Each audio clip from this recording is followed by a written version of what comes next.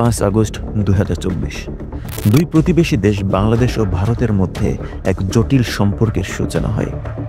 গত কয়েক বছর ধরে বাংলাদেশ ও ভারত পাশাপাশি দাঁড়িয়ে ইতিহাস, সংস্কৃতি, মেলবন্ধন বজায় রেখেছিল। কিন্তু ছাত্র আন্দোলনের মুখে বাংলাদেশ থেকে স্বৈরাচার সরকারের পতনের পথ নিশ্চিত হওয়ার সাথে সাথে ভারতের কর্তৃত্ব কায়েমের পথও বন্ধ হয়ে যায়, যেটা সহ্য করতে না পেরে বাংলাদেশে অশান্তি ছড়াতে উদ্যত হয় ভারত। শুরু হয় এই দুই দেশের মধ্যে রাজনৈতিক সম্পর্কের টানাপোড়া, মতবিরোধ বেশ আরও জোরালো হয়েছে।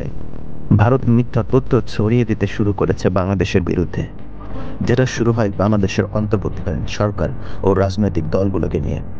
এরপর হয় হিন্দুদের প্রতি অবান্তর মিথ্যা তথ্য গুজব ছড়িয়ে, যেটার উদ্দেশ্য মূলত পুরো বিশ্বে বাংলাদেশের বদনাম ও ভাবমূর্তি ক্ষুণ্ণ করে এদেশকে ব্যর্থ করা।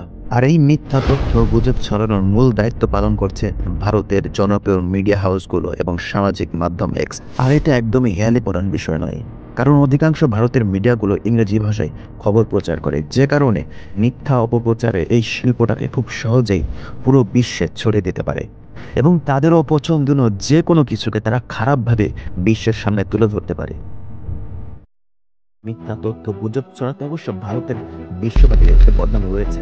তাদের মিডিয়া হাউসগুলো অনেকের কাছে গদি মিডিয়া বলে পরিচিত, অর্থাৎ ক্ষমতাবান রাজনৈতিক দলের পাঁচের টিকে থাকাই হলো এসব মিডিয়াগুলোর প্রধান কাজ। বিশেষ করে RTV, জি নিউজ, ইন্ডিয়া টিভি এসব মিডিয়াগুলো এর উৎকৃষ্ট উদাহরণ। এসব নিউজ মিডিয়াগুলো বাংলাদেশের প্রতি শুধুমাত্র মিথ্যাচার দিয়ে থেমে থাকেনি, বাংলাদেশের বিরুদ্ধে বয়ান প্রতিষ্ঠা করতেও একের পর এক কুকৌশল চালিয়েছে তারা।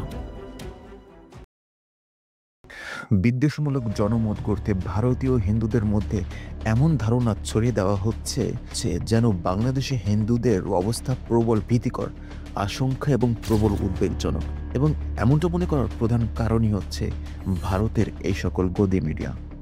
ধর্মীয় আবেগ নিয়ে ভারতের মিডিয়াগুলো এমনভাবে মানুষদের ম্যানিপুলেট করছে যেন বাংলাদেশ হিন্দুদের প্রতি প্রচণ্ড অন্যায় অবিচার করছে। মিডিয়াতে তারা অনেক ভুয়া তথ্য ছড়িয়েছে, এই যেমন বাংলাদেশে কোনো হিন্দু নারী শাখা সিঁদুর পরে বাইরে যেতে পারছে না, শুধুমাত্র হিন্দু হওয়ার জন্য বাংলাদেশে হিন্দুদের নির্যাতনের শিকার হতে হচ্ছে। ভারতীয় মিডিয়াগুলো প্রধান উপদেষ্টার বক্তব্যকেও ভুলভাবে ব্যাখ্যা করে বলে সাম্প্রদায়িক সহিংসতার জেরে হিন্দুদের বাড়িঘর জ্বালিয়ে দেওয়া হচ্ছে। অল্ট নিউজ যেমন একটি ভুয়া তথ্য ছড়িয়ে দিয়েছে, যেখানে প্রায় 2 মিনিটের একটি ভিডিওতে দেখা গেছে যে একদল টুপি পরা মানুষ লাঠি আর লোহার রড হাতে একটা চাষের ক্ষেতের উপর দিয়ে উত্তেজিতভাবে চলে যাচ্ছে, পেছনে গুলির শব্দ শোনা গেছে। এই নিউজটাকে টুইটারে এমনভাবে লেখা হয়েছে কট্টরপন্থী জনতা বাংলাদেশের শেরপুর জেলার মুর্শিদাবাদ গ্রামে হামলা চালিয়েছে, হিন্দুদের বাড়িঘর ফসল ক্ষেত ধ্বংস করে দিয়েছে, একজনকে হত্যাও করেছে, এমনকি মন্দিরও ভাঙচুর করা হয়েছে। এই টুইটটি 3,66,000 মানুষ দেখেছে আর 6,500 রিটুইট করা হয়েছিল। তবে আসল ঘটনাটি ছিল সেখানকার মানুষের মধ্যে আঞ্চলিক সহিংসতা।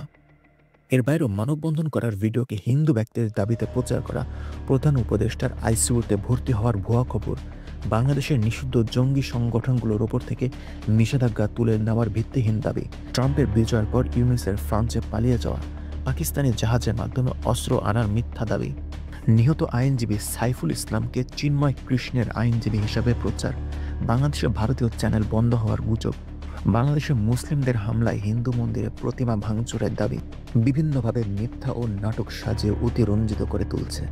মিথ্যা প্রচারের জন্যই ভারতের মিডিয়াগুলো হয়তো আজকে মিথ্যা প্রচারে সবার উপরে অবস্থান করছে।